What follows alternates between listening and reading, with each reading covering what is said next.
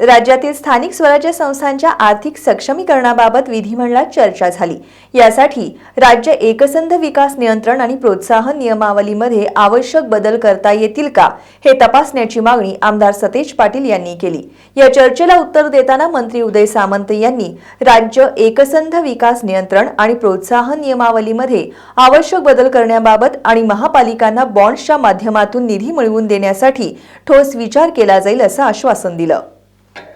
विधिमंडळात स्थानिक स्वराज्य संस्थांना आर्थिकदृष्ट्या सक्षम करण्यासाठी काही महत्त्वाचे मुद्दे मांडण्यात आलेत। पूर्तता प्रमाणपत्र आणि वास्तव्य प्रमाणपत्र देताना तात्काळ घरफाळा आकारणीची तरतूद केल्यास महानगरपालिकांच्या उत्पन्नात वाढ होईल असं यावेळी सुचवण्यात आलं। यासाठी राज्य एकसंध विकास नियंत्रण आणि प्रोत्साहन नियमावलीमध्ये आवश्यक बदल करता येतील का हे तपासण्याची मागणी आमदार सतेज पाटील यांनी केली। सभापती महोदय, काय होते, बांधकाम परवानग्या घेतल्यानंतर ओसी आणि ऑक्युपेशन सर्टिफिकेट आणि कंप्लीशन सर्टिफिकेट मिळालं तरी प्रॉपर्टी टॅक्स लागत नाही। तो गेल्यानंतर सर्वे महापालिकेचा केल्यानंतर एखादा राहिला असेल आणि मग आपण ॲम्नेस्टी स्कीम महापालिका काढतात की तुमचा मागचा प्रॉपर्टी टॅक्स बरा आम्ही एवढी सवलत देतो। आज महापालिका स्तरावर, नगरपालिका स्तरावर किमान लाखो प्रॉपर्टी असतील ज्यांना प्रॉपर्टी टॅक्स लावला गेलेला नाही आहे। माझी त्यातली एक तांत्रिक सूचना आहे जी कायदेशीर बाब तपासली पाहिजे की आपल्या UDCPR मध्ये काय बदल करता येईल का, की ओसी आणि कंप्लीशन सर्टिफिकेट देतानाच सायमल्टेनियसली घरफाळा लागला पाहिजे, प्रॉपर्टी टॅक्स सायमल्टेनियस आहे। कारण की ज्यावेळी आपण ऑक्युपेशन सर्टिफिकेट आणि कंप्लीशन सर्टिफिकेट देतो त्यावेळी सगळी कागदपत्र पूर्ण असतात, साधारणपणे सगळ्या गोष्टी त्यानं परवानगी घेतलेली असते म्हणून आपण त्याला ओसी देतो आणि ऑक्युपेशन सर्टिफिकेट देतो।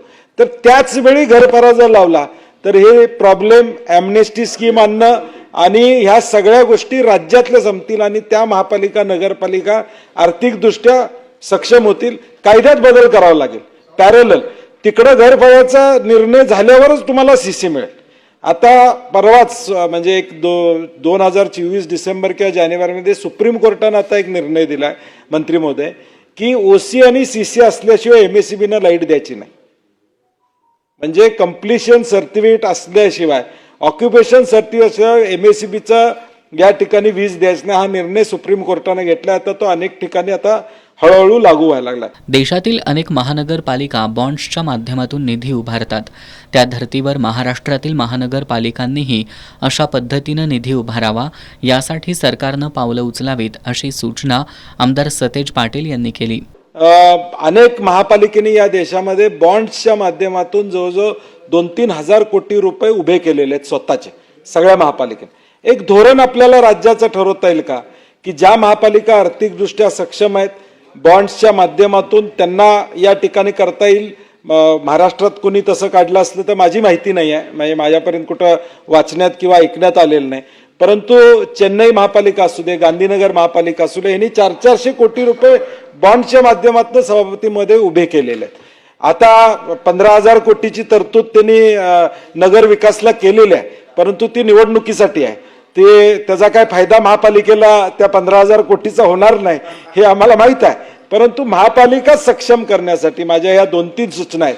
तर त्या कायदेशीर बाबी तपासून धोरण आपल्याला काय करता आलं तर राज्याच्या हितानं दृष्टीनं संयुक्तिक ठरेल। या चर्चेला उत्तर देताना मंत्री उदय सामंत यांनी राज्य एकसंध विकास नियंत्रण आणि प्रोत्साहन नियमावलीमध्ये आवश्यक बदल करण्याबाबत आणि महानगरपालिकांना बॉन्ड्सच्या माध्यमातून निधी मिळवून देण्यासाठी ठोस विचार केला जाईल असं आश्वस्त केलं।